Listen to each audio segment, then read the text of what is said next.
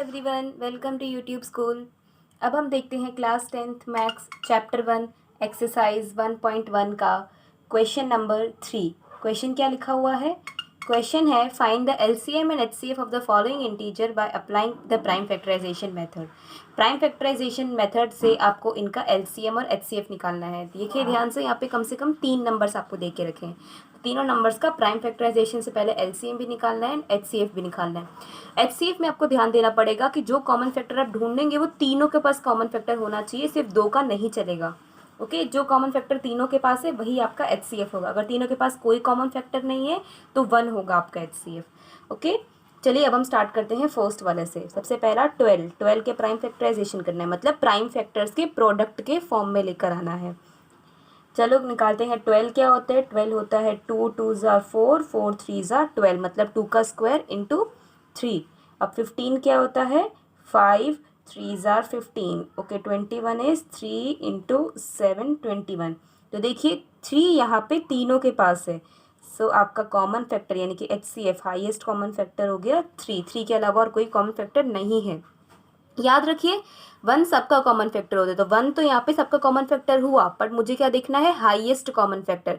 So highest is 1 और 3 में highest कौन सा हो गया? 3। सो 3 is my common factor. Now LCM क्या हो जाएगा? जो कॉमन फैक्टर है उसको हम एक ही बार लिखते हैं और बाकी नंबर्स को एज इट इज़ नीचे लिख देंगे, यानी कि इंटू 2 का square into 5 into 7। So LCM is, जब आपने इन सबको मल्टीप्लाई करोगे सो एलसीएम आ जाएगा 420। एचसीएफ आ गया 3 एंड एलसीएम आ गया 420। सिमिलरली आपको इनका भी करना है। So 17 has no prime factor, so 17 into 1 is 17, क्योंकि 17 एक प्राइम नंबर है। ओके, सो 17 किसी के टेबल में नहीं आता 1 के टेबल को छोड़ के। सिमिलरली 23 का भी कुछ ऐसा ही हाल है। 1 into 23 is 23, 29 is the same, 1 into 29 is 29। So HCF क्या हो गया? जिसका कोई भी कॉमन फैक्टर नहीं है उसका है हमारा 1। सो एचसीएफ इज 1। अब एलसीएम में क्या आएगा? मैं यहाँ पे एक लाइन बना देती हूँ।